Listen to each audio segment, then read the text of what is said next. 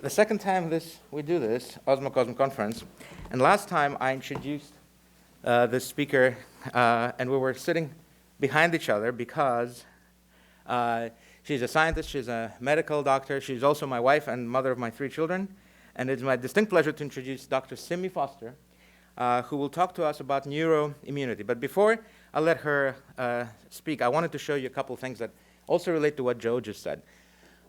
Joe talked to us about how we can connect and communicate via olfaction. And here I want to show you a molecular dynamic simulations animation of real data of an olfactory receptor binding to an odorant molecule. This is real data that we actually ran on a real computer with hundreds of thousands of atoms being simulated. So what happens is this red circle describes a odorant molecule. That means something that carries a sense of smell, that if it falls into your nose and is detected by a receptor, it will elicit the sensation of scent. It gets sensed by this receptor that then causes the action potential to be fired by the neuron, and then all those action potentials get integrated by your brain into a sensation. Note very importantly that the shape of the molecule being sensed changes as a result of being sensed. This is in a way the Heisenberg uncertainty principle in olfaction. You cannot smell something without changing it. All right? And also, when this molecule gets exhaled, if it doesn't get metabolized and degraded, now the next person who will smell it will know, in a sense, that it has been smelled before, and potentially even by whom. So smell is a communication that it sort of goes like, if I smell it, I exhale it, the next person smells it, there's information being accumulated this way. And this is very, very relevant and interesting to me that this happens. And for a less philosophical position, these are 2 of my children. Simi is their mother, who's going to talk in a minute. And I wanted to ask the question of subjective semiochemistry versus objective chemistry. That means the following. I was changing my son's diaper, who is maybe a month or so old, when my 2.5, 3-year-old daughter walks in. And she asks, "What's that smell, Daddy?" And my instinct was to point to the diaper and start talking about scatol and indole and volatiles and how they travel through air into her nose and all this story. But I caught myself. I took a breath, and instead I asked her back. She asked me, "What's that smell, Daddy?" I asked her back, "What does it tell you?" "I don't want to eat it." Suddenly, I have a very deep answer because I posed the question differently to her back. She asked me what the smell is. I asked her back, "What does it tell you to do or not do?" And this is powerful. Even if you're supremely hungry, if you imagine yourself having your favorite food ready to go, and you're very hungry, but imagine having to do this at the MBTA's stinkiest public bathroom. Your appetite is gone immediately. You can modulate appetite by just imagining a smell, not even having to smell it. So this is some powerful stuff. So what is a better question? What is that smell, or what does this smell tell you to do? So in responsive environments, emitting smells as well as detecting smells is key to modulating behavior, to understanding how all this works. Now, back to our speaker. Whoops, apologies. And we have Simi Foster, who is here. Nope, who is right here.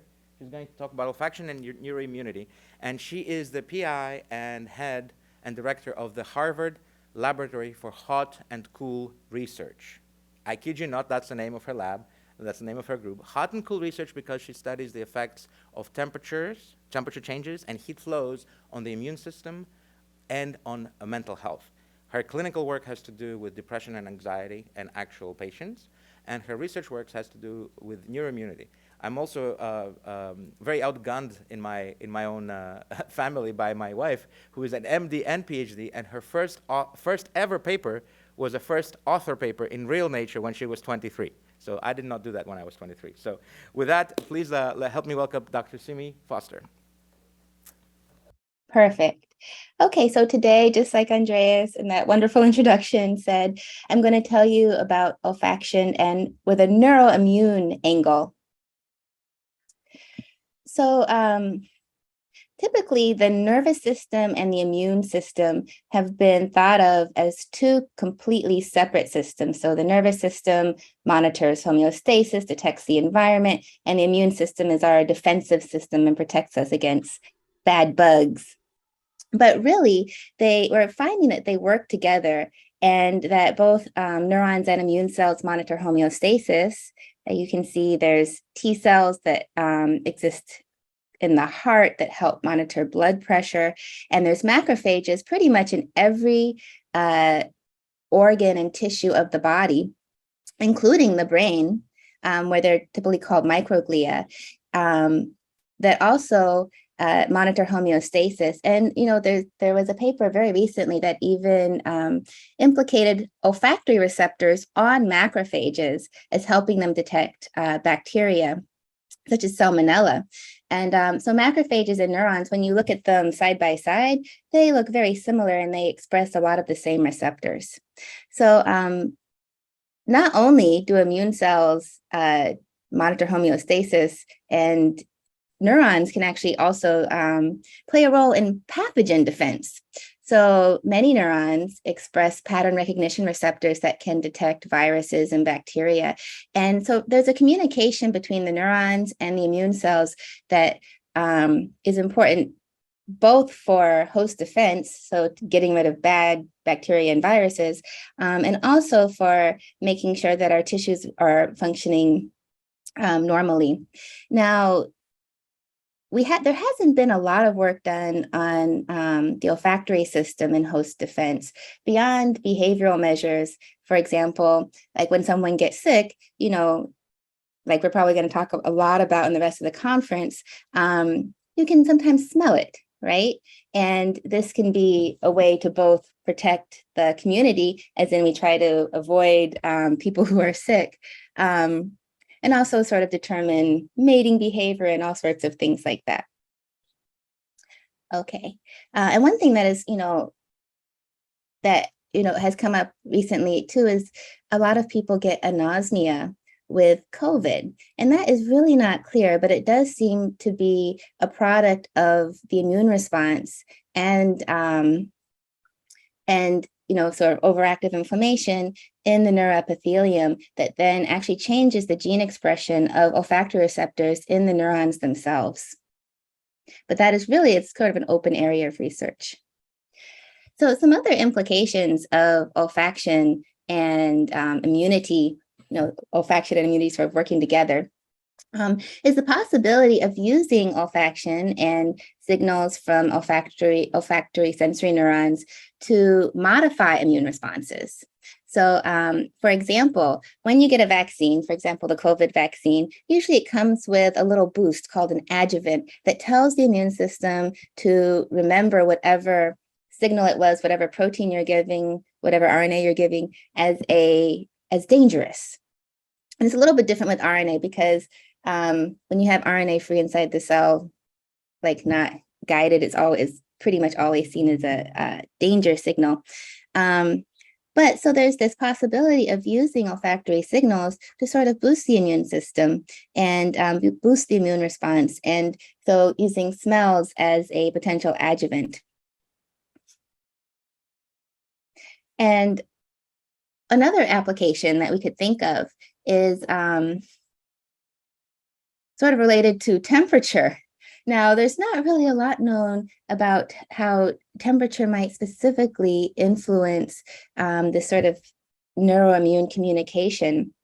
And so that's what my lab is studying. And in addition, there's not a lot known about how scent and olfaction can sort of modulate or is modulated by temperature.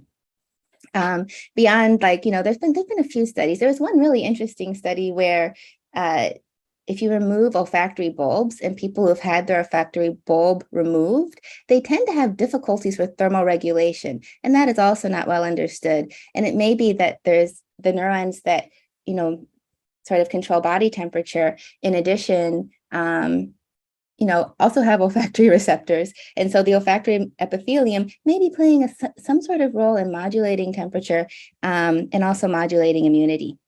So here what we have is if you give an immune stimulus, such as, you give bacteria or something to a macrophage, like we were talking about, one of these immune cells, they make signals called cytokines that then talk to the brain. And typically that can lead to, in the case of like an overwhelming infection, fever. And so the question is, can we give olfactory stimuli that then can modify the immune response when you have like an overwhelming inflammatory response and like a bad infection, fever, pain? And so you could potentially make something like an anti-adjuvant that then can calm down the neuroimmune system. So here we're just talking about a couple of different examples that are just wide open for future studies, and a lot of opportunity for integrating olfaction and immunity, and also in ways that could help boost the immune response positively. I just like to give thanks to my department, and a lot of the early neuroimmune research was done with Clifford Wolf, and happy to take questions. All right, thank you. Thank you so very much, Simi. And can we have some mics on please here for questions from the audience? And while the audience is thinking, I have a question for you, Simi. Do you feel that there's some hope for using neuroimmunity type understanding for curing or addressing the problems of people with anosmia? Are there any tricks that we could maybe promise or at least think about, or at least challenge this audience here to think about? You know, there's been, it's such a big thing, right? Like this persistent anosmia that sometimes goes away like this and sometimes lingers and sometimes just makes things smell funny. And so, it really has been, because it seems like there is a strong component of this sort of persistent inflammation that then is not just acting on the cells that might have been infected, but is also suppressing olfactory receptor expression in the neurons themselves. And so people have tried things like corticosteroids to try to tamp down the immune response. And it's not that successful yet. So I think we're not getting at the main crux of the problem. But yes, the answer is yes. I think we can probably maybe need to work at both sides. So one, see if we can release this repression of expression of the olfactory receptors. And then second, reprogram the immune cells. And steroids are not a great way to do that, but have a more sensitive way of reprogramming the immune cells to maybe encourage re-expression of the olfactory receptors in the neurons themselves. Thank you. Simi, I have a question. And the question is the following. You kind of referenced how perhaps olfactory, data can kind of maybe help us cure diseases in a way. What I'm thinking about is, how about the opposite? If we get to a point where we are utilizing some of the stuff that you're mentioning, can individuals or hackers create the opposite by manipulating certain things? Can they hack into the body and create different types of conditions in the future? The hacking. Could the olfactory system be hacked in order to create disease? That is a very interesting question.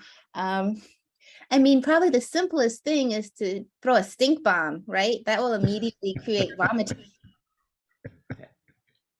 But yes, I think you can always use things that can increase health to decrease health, right? Like with overtaking medicine, for example.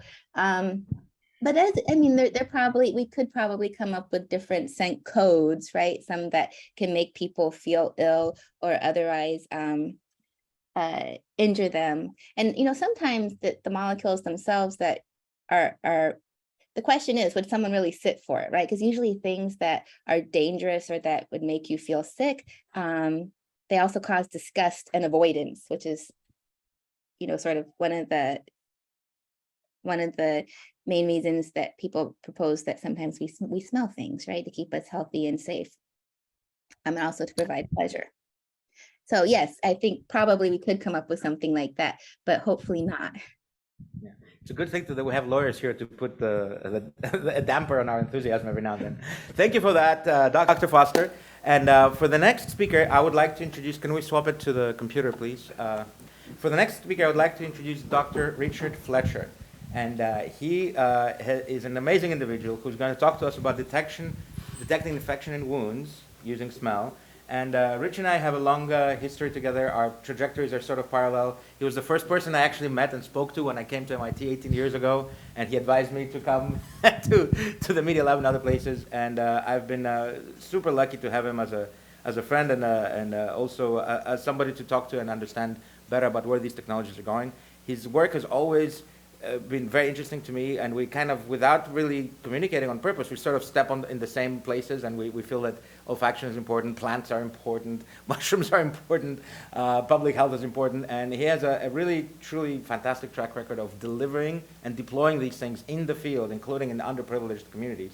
And please welcome Dr. Rich Fletcher. Is this micro? Yeah, that works. But they don't want you to grab it. Apparently, that's the distance at which it works. Okay.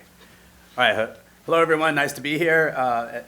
Thank you, Andreas, for the generous introduction. My research extends in the area of public health and mental health using technologies and primarily mobile technologies. So in the interest of time, I'll go ahead and start. The primary problem motivating this is infection, and in the context of developed countries, infection is primarily an issue of cost. So not too many people die of an infection, although there is some percentage. But it's primarily an issue of cost, both for the patient and also for the hospital. The hospital loses money if there's a readmission. If you have a procedure and let's say your knee replacement gets infected, then you have to go back to the hospital. In developing countries, the problem is more severe. So I do a lot of work in global health.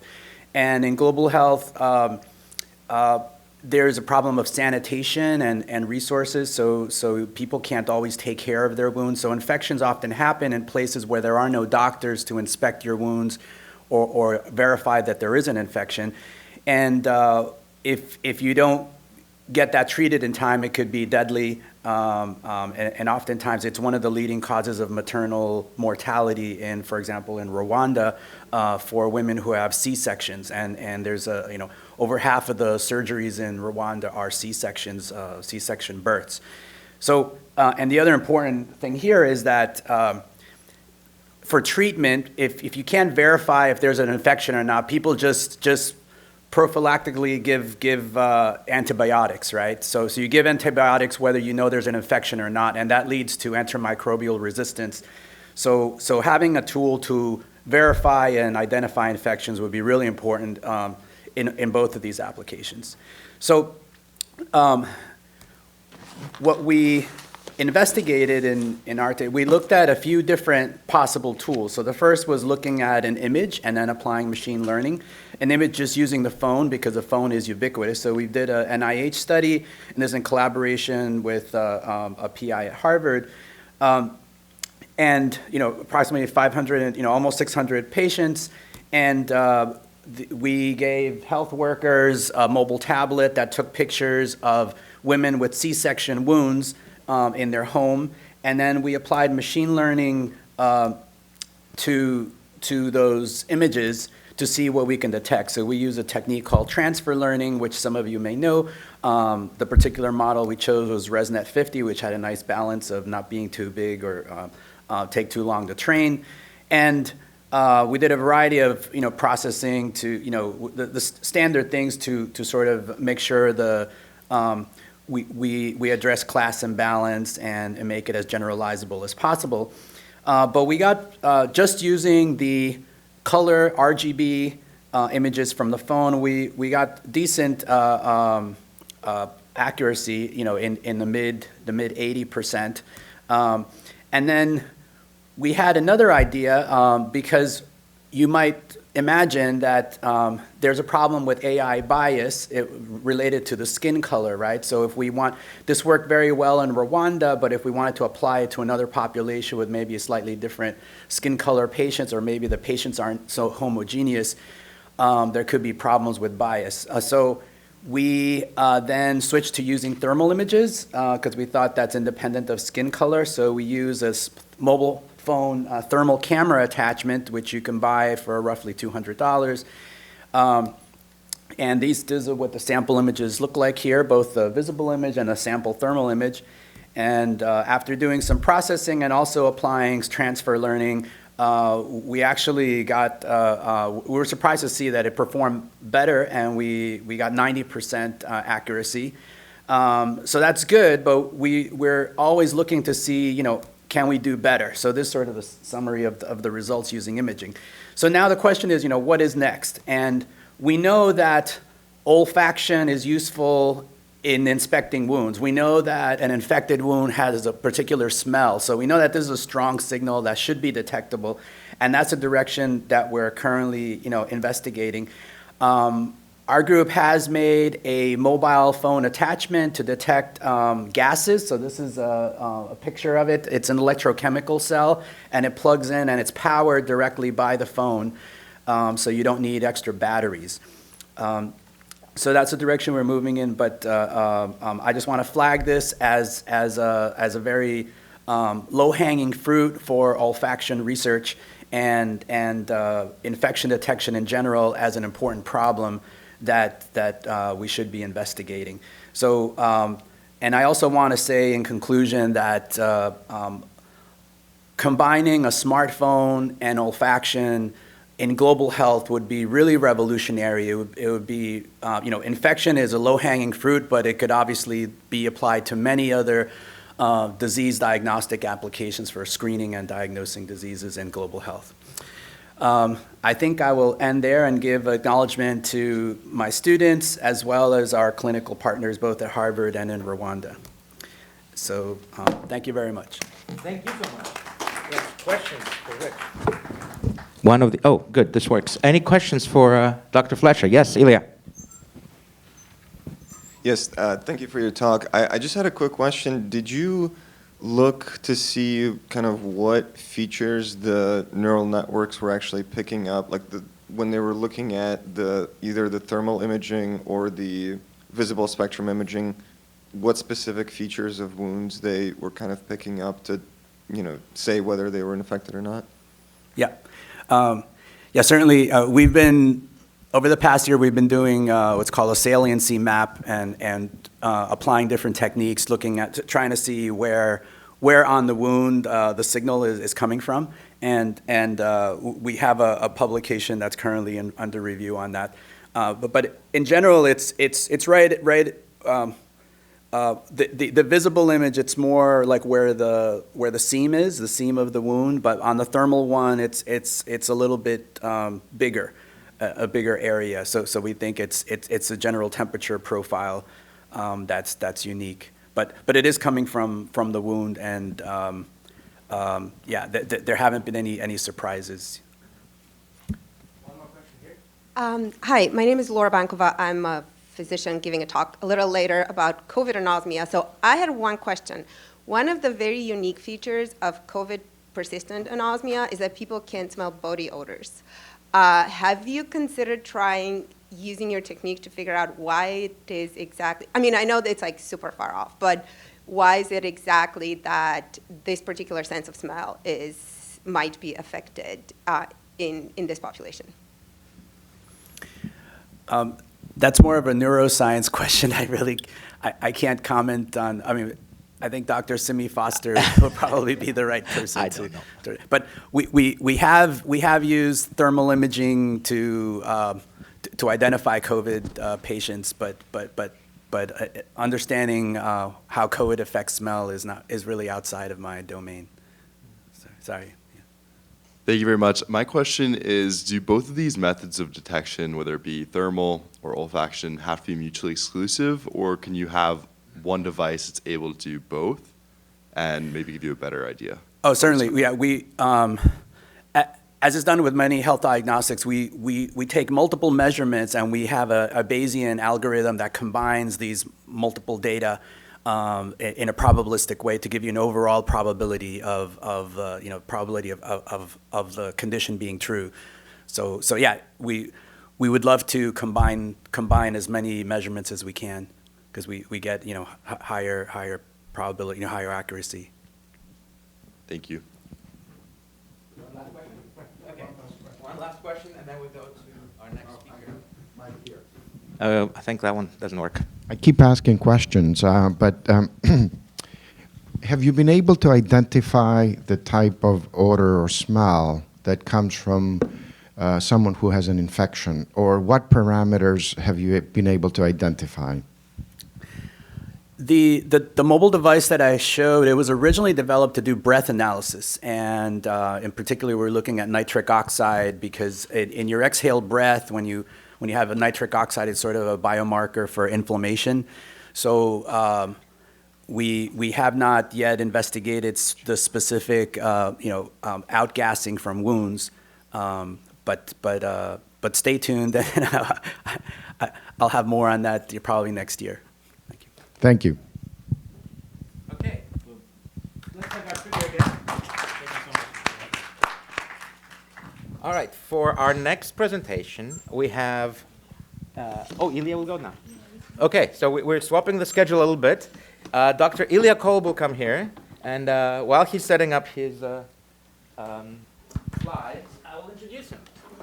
So Ilya comes to us for the second time. He gave a fantastic speech last year, and he works for a remarkable company that you all should know about called Aromyx, Aromyx.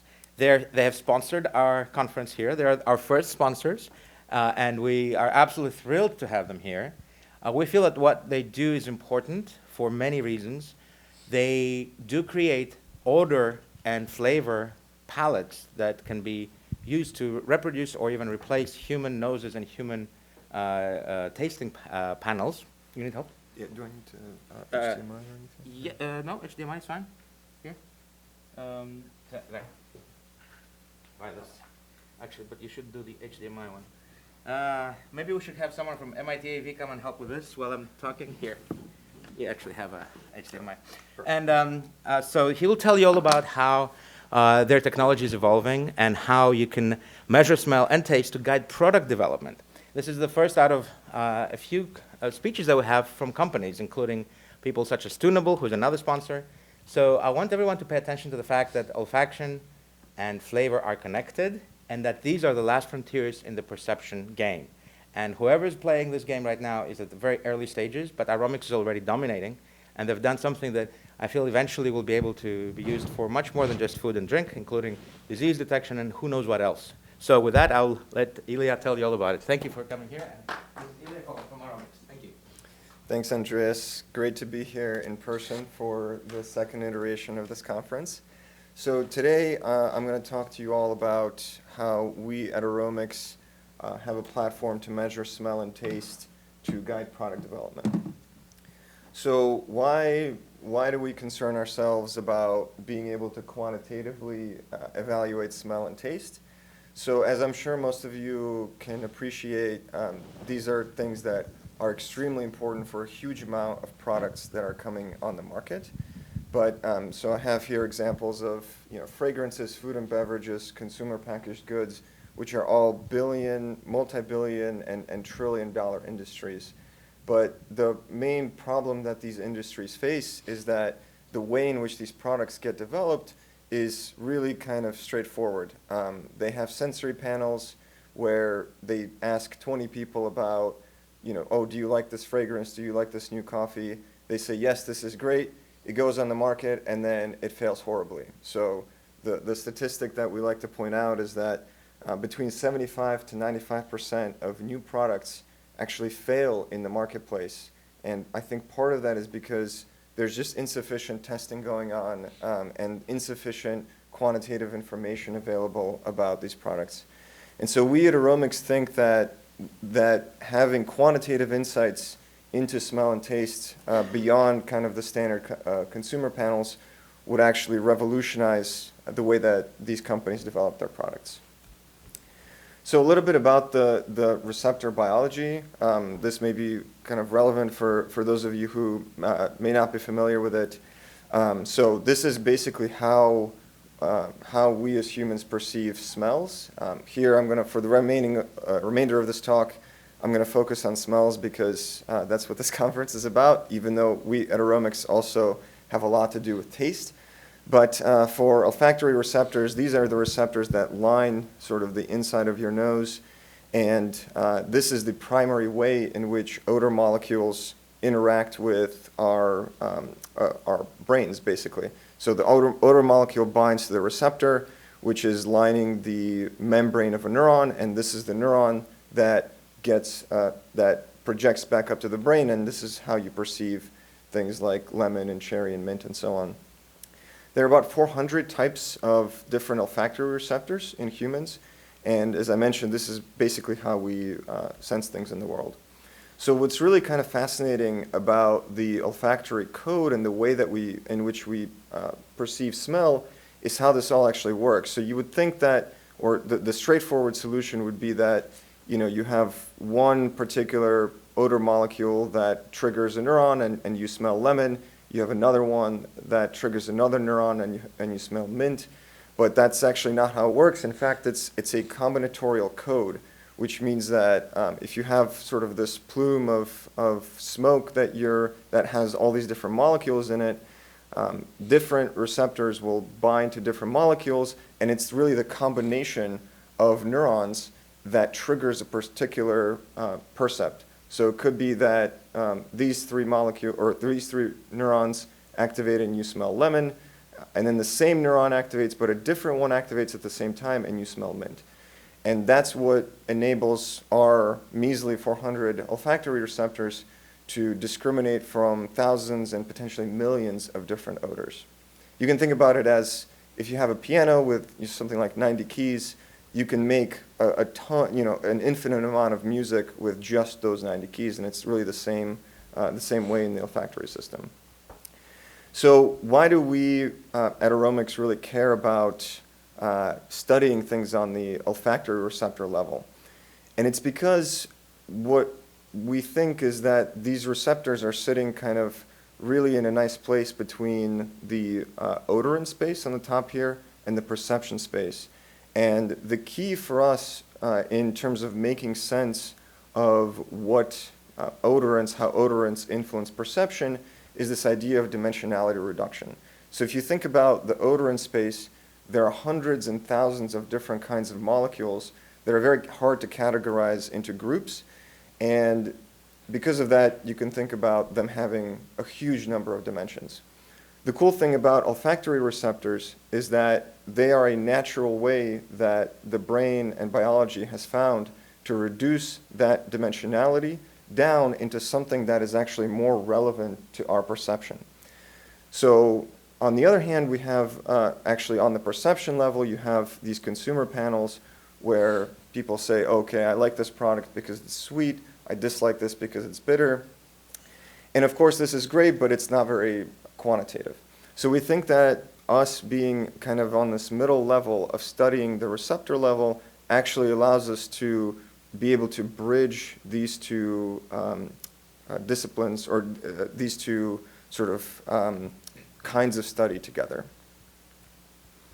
So just a little bit about how our platform works. I don't have time to go into too much detail on this, but we do the best we can to mimic what the natural human smelling process is like. So this is kind of how it works on the human perception level. We have the receptors that bind the odorants. There's a second messenger system that gets involved, and then that signal gets sent to the brain. And then in our system, we have, the important thing is that this primary machinery here is all exactly the same. And then the only thing that's different is that we have a light signal that gets emitted that tells us whether a particular receptor is getting activated. So I'll just share with you two use cases of our technology. So first one is going to be about using this receptor data to create flavor mixtures. And then the second one is going to be about detecting malodors. So in the first use case, what we're looking at here is a mixture that we know smells like passion fruit. And so what you're seeing here is a panel of receptors. So the receptors are the columns here, and the rows are the mixture that I mentioned, and then 3 individual ingredients in this mixture. And the really cool thing about this is that, so what you're seeing here is basically the light green to dark green represents these different receptors being activated in response to the mixture or the individual ingredients. And what's cool is that, at least in these, the first 6 of these receptors, we can see that we can clearly see how each ingredient is contributing to the mixture. So, for example, in this chemical, it doesn't matter what the chemicals are right now, but this chemical, we can see these 2 receptors are contributing the same receptor activity to the passion fruit mixture. This ingredient is contributing these 2 receptors. So we can see that the mixture is actually a pretty linear combination of the ingredients with some notable exceptions, for example, this AR70. So the cool application of this is that we can now, knowing this, we can do kind of in silico flavor matching ingredient replacements and additions. So as an example of ingredient replacement, if one of the ingredients becomes extremely expensive or we run out of it, we can in silico make models and try to predict what alternative ingredients we could use in order to replace that ingredient. So the second case I'll talk about is malodor detection. And here we had a customer that had a batch process that produced malodor in some of their batches. Unfortunately, I can't reveal who the customer is or their particular application, but suffice it to say that they tried using GCMS, but they found that, unfortunately, GCMS, while they were able to see signals from it, it just wasn't predictive of whether that particular batch would have a malodor or not. And so they contacted us to see if we could use our receptors to actually be able to detect the malodors. And what the data here is showing is activity from 3 of our receptors. This is just a subset of what we tested. And what we're seeing here is the responses of these receptors to a control batch with no known malodor, and then 3 known malodorous batches that we call M1, 2, and 3. And what this is showing is that basically we have at least one receptor that is pretty robustly responding to all of these 3 malodorous batches, and they're not responding at all to the control non-malodorous batch. So extending this a little bit further and saying, okay, can we actually use this in an industrial context to be able to discriminate malodorous batches? We found that we have that for malodorous batches 1 and 2, or batches like those, we can detect them with over 97% accuracy. Now, with malodor batch 3, the accuracy is much, much worse, so there is still some development needed to be done there. But this is already kind of an improvement over the existing gold standard practice in that field, which is just people actually smelling the batches one after the other, which of course is not very scalable. So really excited about this direction in the field and looking to pursue it further. So just closing up to tell you a little bit about kind of where we are and where we're going. So we have worked with over 40 commercial projects to date with dozens of different commercial partners. And we've characterized at this point over 600 individual products. Most of them were in the last year, or last 2 years or so. And I just really like this visualization on the right. You can't really see it super well here, but basically this is just a representative kind of example of 41 receptors as the columns, and then over 400 products that we've tested as the individual rows. And hopefully you can appreciate kind of the really wild diversity of receptor responses that we're seeing here. And the way that we're able to do all this is a lot of automation and process development. So we're able to, at this point, screen between 40 to 80 samples or different products per week, which is up from 10 to 20 products that we were screening at this time last year when I gave this talk. So this is, so the throughput is really something that we've worked really hard on, and I think we've made a lot of progress on. We've made a lot of progress also on taste receptors, which I haven't gotten the chance to talk about here. And yeah, as I mentioned, we are using this receptor technology for all sorts of new product development, reformulations with individual ingredients, and quality control applications. So with that, I would like to thank our group, mostly Kenny Joseph, who did a lot of the experiments that I showed here, as well as our data science team, Bradley, Dean, and Sen, and the rest of the folks over at Aromics. So thank you very much.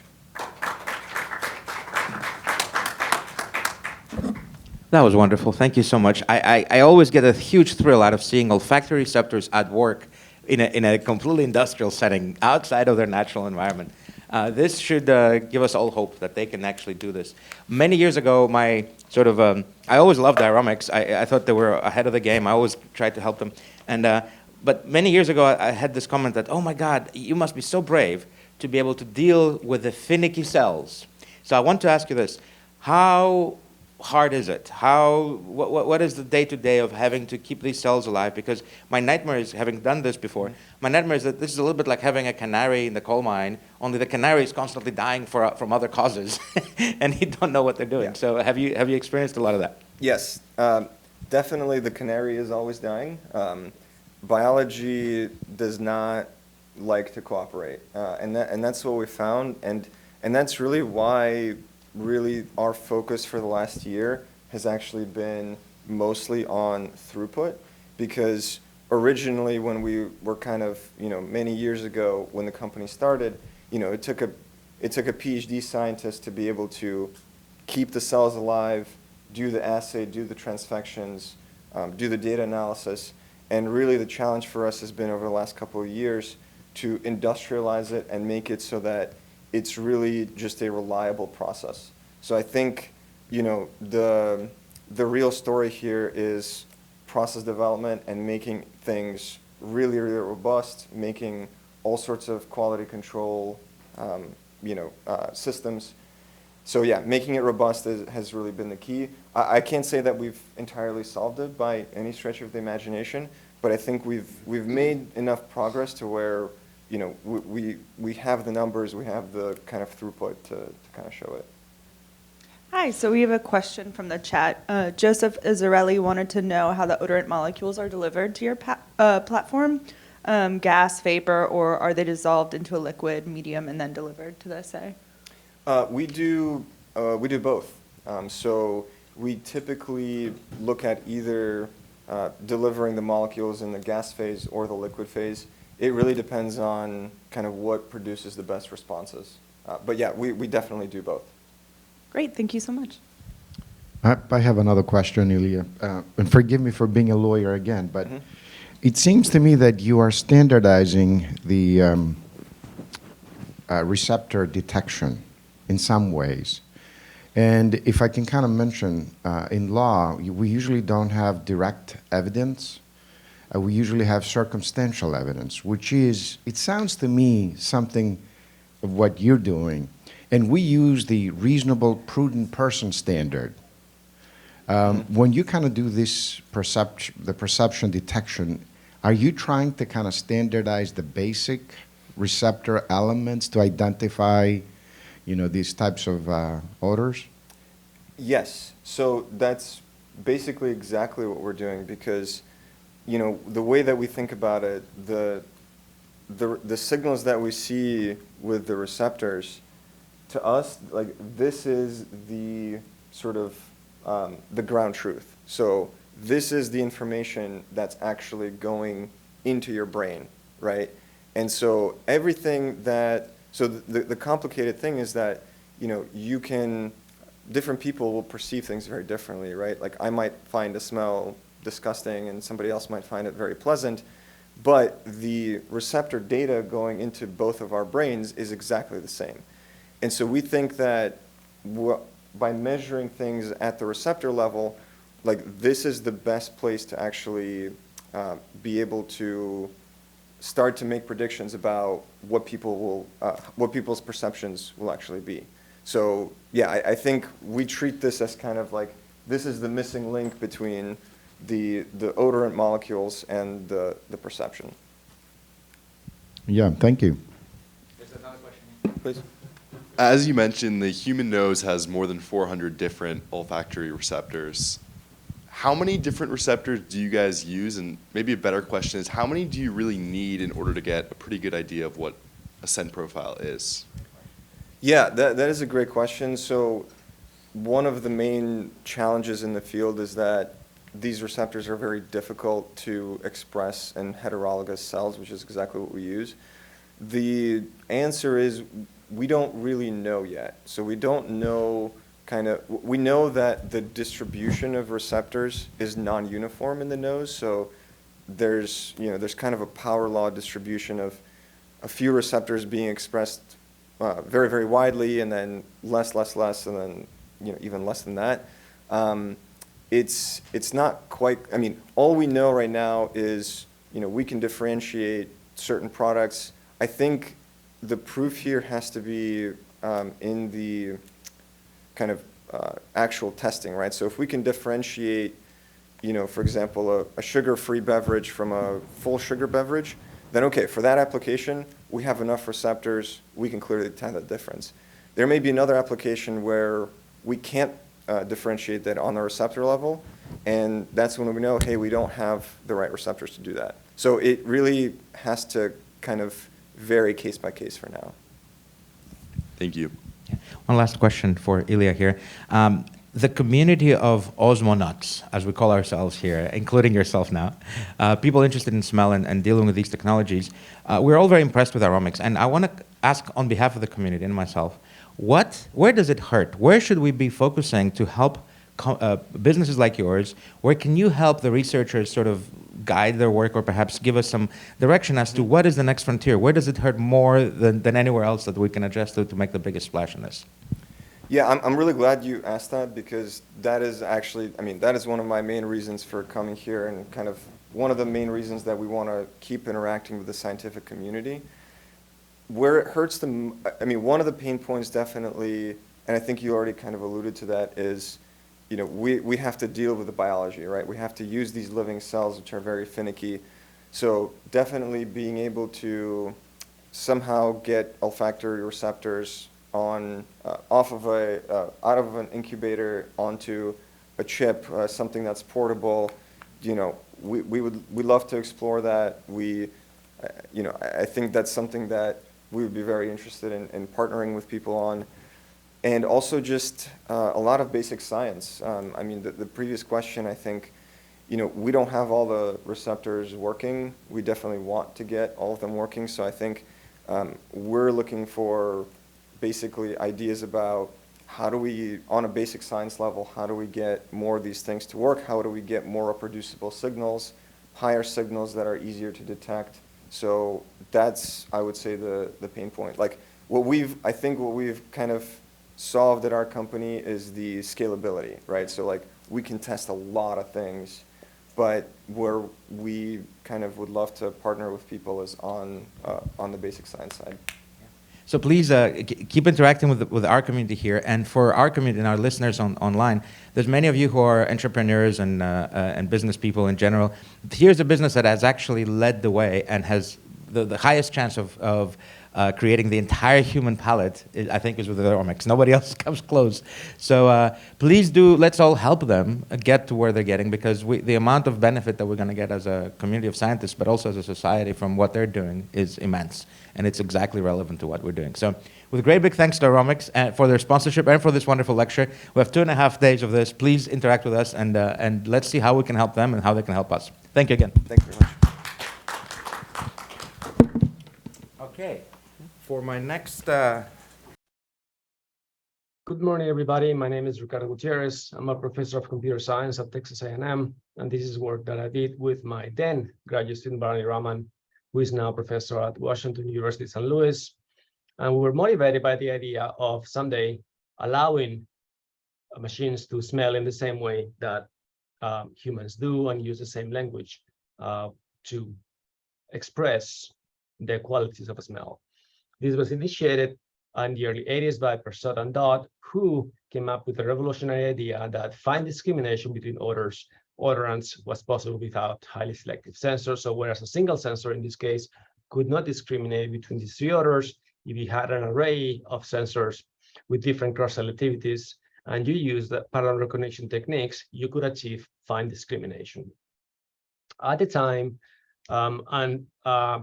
in most electronic noses of the day, there are stark differences between the biological and the artificial systems. The biological system has access to a very large repertoire of factory receptors, whereas the electronic nose systems typically have tens of sensors biological system has a diversity of sensors, which is not the case in the electronic nose. And finally, each one of these olfactory receptor types gets replicated thousands of times in the biological system, whereas in the electronic nose, that's not the case. You have a single replicate. So we then sought to look at sampling sensing technologies that were high dimensional, and we set our eyes on infrared spectroscopy. For those of you not familiar, this is a technique where you shine infrared light through a sample, which then absorbs energy in the light at different wavelengths, depending on the molecular structure. That light that then gets passed through a prism or a diffraction grating onto a detector, and you obtain a spectrum that is unique to different chemicals. And so we wanted to see if these IR spectra could produce odor maps similar to those that you see in the olfactory bulb in the early stages of odor processing. And the olfactory bulb, for those of you not familiar, has a massive convergence of receptors of the same type onto unique special locations in the bulb, known as glomeruli, which then lead to unique odor maps for different odors. So in our study, we took a data set of IR spectra for 93 odorants from NIST webbook. So we ended up with a high dimensional array, each wave number being a dimension, though in reality, the true dimensionality was lower than that. And then we did a data analysis where we mapped IR spectra onto a 10 by 10 odor map using coherent self-organizing maps. And then we did qualitative assessment of these maps against odor descriptors and against the odor maps that you see in the biological system. And this was work that was published in 2009 in a book chapter. For those of you not familiar with SOMs, these are clustering techniques where clusters are connected to each other in a lattice, which forces nodes or cluster centers to map onto similar regions in space. In this case, 2 dimensions. In our case, we wanted to map an input space that had 4,000 dimensions. And so what we did is, for each wave number in the spectrum, we computed an affinity, which was the vector of responses of that wave number across the 93 chemicals, and then odors, and then wave numbers that had similar affinity profiles across the 93 odorants would get mapped onto this 10 by 10 lattice. Okay, and what we observed was we obtained maps where molecules with similar odor descriptors tended to have similar spatial patterns, much what you see in real odor maps from the olfactory bulb. And so we wanted to see whether in reality these two odor maps were somewhat related. So we took, in this case, the 17 chemicals that were common to both data sets, the FTIR data set from NIST and the olfactory bulb data set from Michael Leon's group at UC Irvine. And then we did cluster analysis of the olfactory bulb maps and of the synthetic odor maps from infrared. And we saw that, you know, the clusters tended to preserve the odor descriptors that humans use to describe those odors in both cases, and that the tree structure was somewhat similar between the two. So we didn't continue this work, but you know, this is one area that I've always thought might be something interesting to look into. And so I wanted to conclude with a few remarks. In this small study, we found that artificial odor maps from IR spectra tend to form clusters that resemble those that are obtained when you use real odor maps from olfactory bulb, and that the clusters seem to represent specific smell descriptors. However, this was a limited study because we could only use odorants that existed in both data sets, in this case 17 odorants, and these were single odorants, not complex mixtures, which is what most odors in the natural world are. So with this, I want to thank Andreas Merschin and his team for inviting me to speak at Osmocosm, and I hope you'll have a wonderful conference. Thank you very much. For my next introduction, we can have the speaker up already on the screen. I do not need my screen, but it is my distinct pleasure to introduce Lucas from Volatile AI. He's again one of those people who's coming here for the second time, and I'm very, very pleased. He has a very nice title that intrigued me. He's going to talk to us about smell label predictions with eNose, IMS, and GCMS, LCMS-based models in 2 different industry use cases. I'm very pleased to tell you that Lucas's outfit, his company, is actually out there sniffing things just like aromics. So this is no longer science fiction. There are companies out there really, truly sniffing things without using human noses. So without any more introduction, please welcome Luca Lopez and from Volatile AI. Thank you. Go ahead. There you go.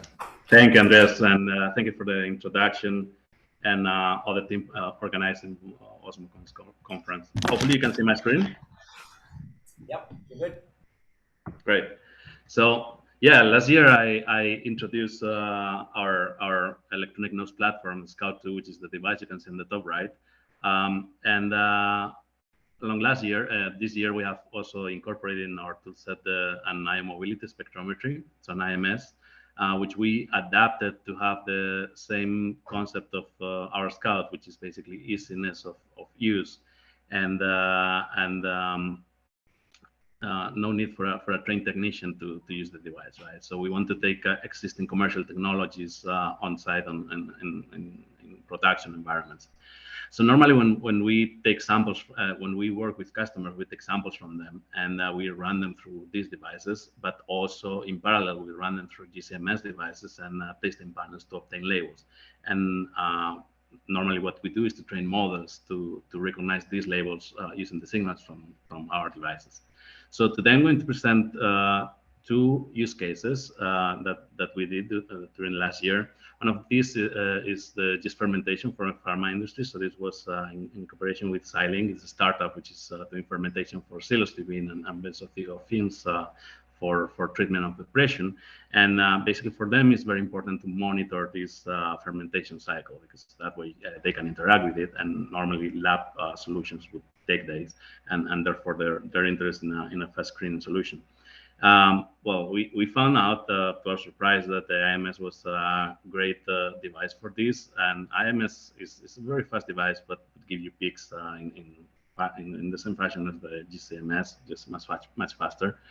We could see a direct correlation with the target compound of interest with and one of the peaks. So we were happy to see that. But of course, smell is more than that. Smells implies a mixture of chemicals creating a perception, right? And I guess this second use case is more relatable to that, which was coffee screening. So we have been sampling coffee together with Lavazza for several months. And the point of interest here was quality control. So they wanted to see if the beans of origin that they are using for making their blends were mixtures of different coffee varieties, or if they were wash or natural. And well, we ran all these samples with the GCMS and also in parallel with our IMS and our electronic nose. And well, you can see results here. We achieved a decent F1 score for classification of 80% with IMS and 60% with our electronic nose. And well, maybe if you are familiar with some publications in this space, you are wondering why I'm claiming these are decent results when you can see in some papers are claiming well, a performance of 90% or higher. And well, on that, I just wanted to point out something that comes up very, very often when we talk to customers, and is that the performance that we can see in the lab almost never translates into the industry. And normally this is attributed to more control conditions in the lab, and yeah, that's part of it. But we think that there is more to it.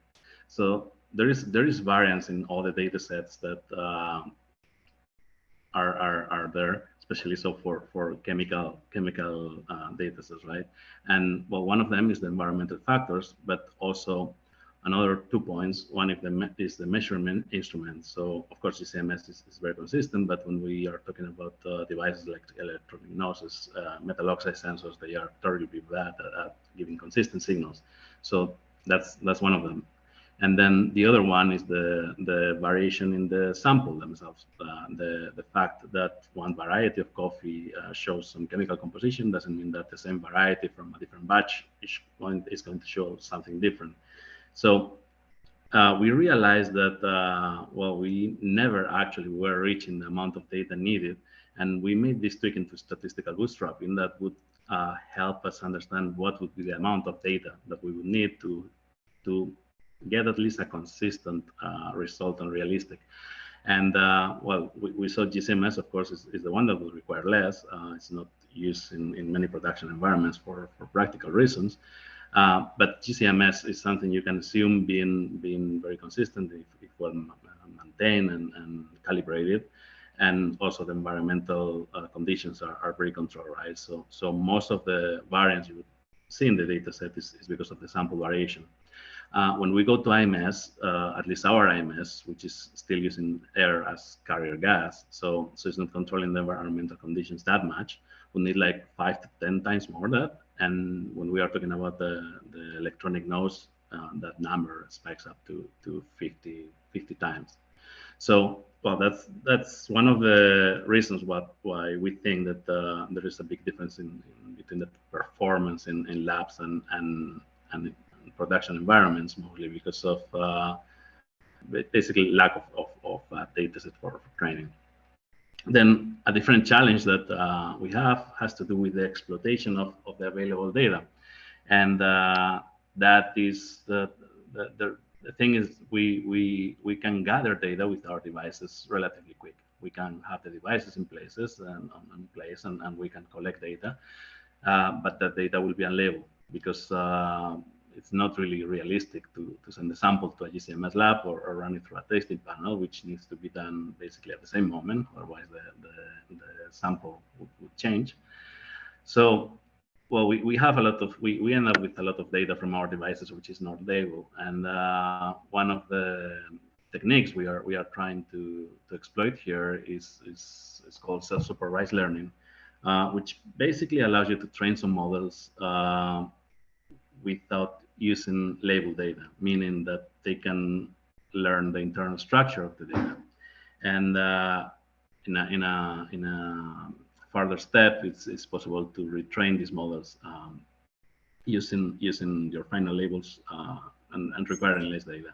So we are getting there. It's not that we are getting better performance, but we are getting closer performance between our experiments and the real applications, and more consistent as well. So just very quickly to finish, our future steps are, we are currently working in the next generation of our chemical fingerprinting platform that includes, well, not only metal oxide or PID, but potentially we could attach other kinds of sensors like spectrometers or the IMS itself. We are also adding some micro GC column in there. And we are planning to use this technology in a EU-funded project, which we have been granted together with a consortium. We'll be working with a number of fantastic universities and other companies in Europe, which is with the goal of detecting and preventing pests in agricultural exploitations. So, and for that, we are also participating in the MIST internship program for MIT students. So we are looking for different profiles of engineering mostly. So if that sounds interesting to somebody, you can find more information on the link below. You can find us under the Lithuanian section. Thank you very much. That is great. Thank you, Lucas. And what a wonderful treat that you're actually participating in MISTI. We have a MISTI scholar here talking later. I have one question, and then we'll do one question from the audience. And we're about 5 minutes over our schedule, but that's still pretty good for a conference. My question to you, Lucas, is this. You have understood something about the variance of the data and the problems with the noise. Is there something fundamental about GCMS versus the other techniques? Why is it that it appears to have such a difference in how much data you need to make sense of it? Is it in the noise? Is it in the shape? What is it about these data that makes it so different? Why can't it be the same number of data points that you need to train the model, no matter what technique you use? Yeah, no, that's a good question. So GCMS, well, of course, is consistent, right? The trick with GCMS is that it requires all the calibration, and probably the sampling setup needs to be specific for what you are sampling. So it's not really practical to use it in many production environments. But I would, I mean, as long as peaks can be identified with single chemical compounds, then what you have in there is a very fundamental ground truth, right? Which is the pure chemical composition. Of course, how that is translated to smell perception is a different topic, but at least it's a very universal language. When we are talking about IMS, it really depends. So the first use case that I show had a very clear peak for the compound of interest. So nothing to say there. You don't really even need to train a very complex model to quantify the compound.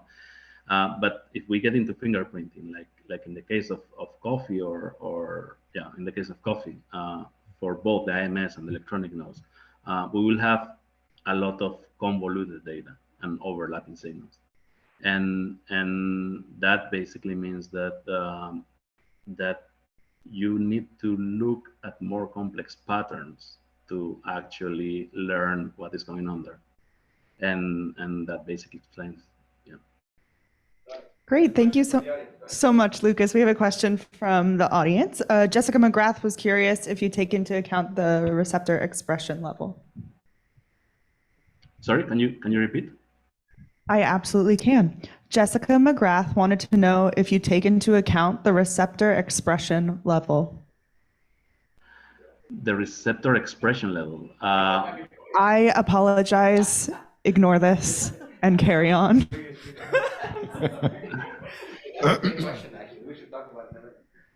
I have a question, Lucas. I evaluated a startup years ago that was doing a fermentation evaluation of wine. So when you said fermentation, it kind of piqued my interest because they were measuring the fermentation bubbles. Mm-hmm. So is there a connection between GSM, the technology you're talking about, and the bubbles of the fermentation process, or is it just different technology? Well, there is. I mean, I'm not sure what this startup was doing, but I'm pretty sure it was not only about the bubbles, but also the headspace in the fermentation tank, probably. So these bubbles, what they create in fermentation tanks is the pressure that you can actually use to extract your target gas. And but of course, talking about wine, I mean, wine is a very, very complex product in terms of chemical composition. And also has alcohol, which is a problem with I mean, it's challenging working with some sort of sensors, and the CO2 generated. So, well, I mean, it's related, but I think the use case that I presented is simpler. Yeah. Well, thank you so much for Lucas and Volatile AI. Please keep in the chat with Lucas, asking more questions. We can forward them to him. Now, we have a 5-minute break. Please be back by 11:10. Let's say 11:10. We're only 5 minutes late, but let's not keep getting late. This is a bio break only. Go get some water, some coffee, go to the bathroom, but then please come back for our next speakers. Thank you.